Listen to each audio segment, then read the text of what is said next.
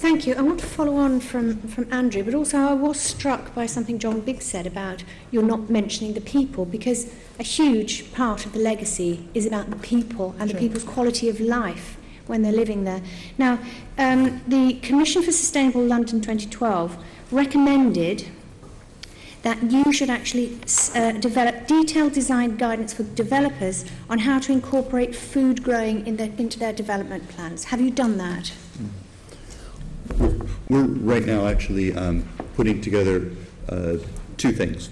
One is at the overall level, which is for the outline planning application and permission. We'll be looking at, you have to produce a design and access statement, and we'll be looking at issues such as those at the Sustainability Commission. We've been working closely with them on that. We also have our first phase of development, as Margaret said, which will be for the roughly 800 units of housing, and we're looking at design guidelines that we'll be developing to give guidance to the developers. So we're just in the process of putting that together now. On food growing spaces specifically?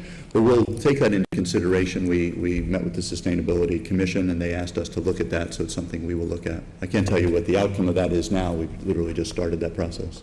I'm just a little bit concerned there's not enough vision here, because we're talking about quality of life for people, not just for the next few years. We're talking about into the next century, potentially. So if you don't have those food-growing spaces, that does affect people. So what do you mean by, do you mean a garden, Jenny, or do you mean something separate? Gardens, or allotments, or balconies, or roof gardens, that sort of thing.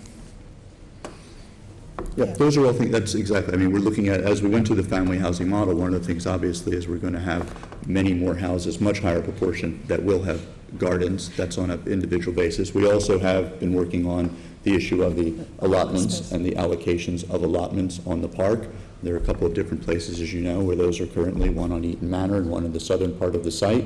And then we're looking at overall, if it's higher density housing, the kind of what you're talking about, roof gardens. So there is a comprehensive look at these different ways of open space. Only 1 in 5 of the 8,000 homes is going to have front and back gardens, so that leaves 80% of them that won't. Now, and I gather that the 2 hectares that have been allocated, is that those 2 hectares, do you know the 2 hectares I'm talking about, is that over and above the manor garden replacement, or is that only the manor garden replacement? Do you mean the two hectares? Are you talking about the allotment spaces? Yes. Those, I believe, those are the current allocations, not above that allocation. Okay, so that is only replacement. That's not new space. Right, no, we were only asked in the first instance to provide replacement allotments, which is why they're master planned in the way that they are.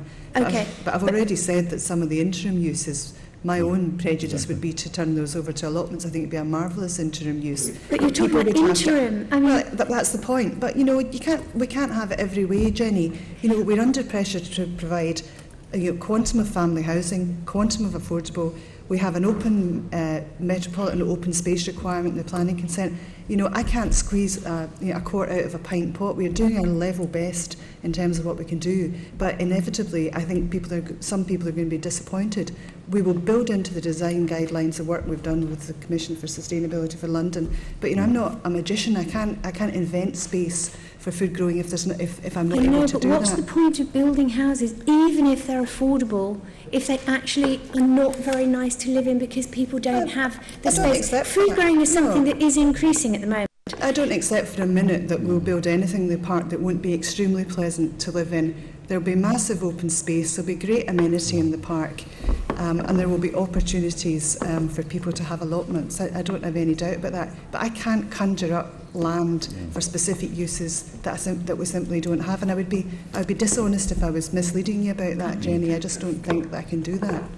There are all sorts of ways that you could incorporate food growing space. For example, roof gardens. It doesn't have to be land that takes away from. What I'm talking about is actually setting standards that think along these lines, so that you're not ruling out. No, and I think, to be fair to Andy, in his reply, he said that was the work we were doing. We have been working quite hard with the Commission to see how we can incorporate that where we possibly can. I don't want you to think we're being at all awkward about this or trying not to do it. I would love to do that. My overriding passion in life is gardening. I don't really want to work. I want to be the presenter of Gardener's World. That would be my dream job.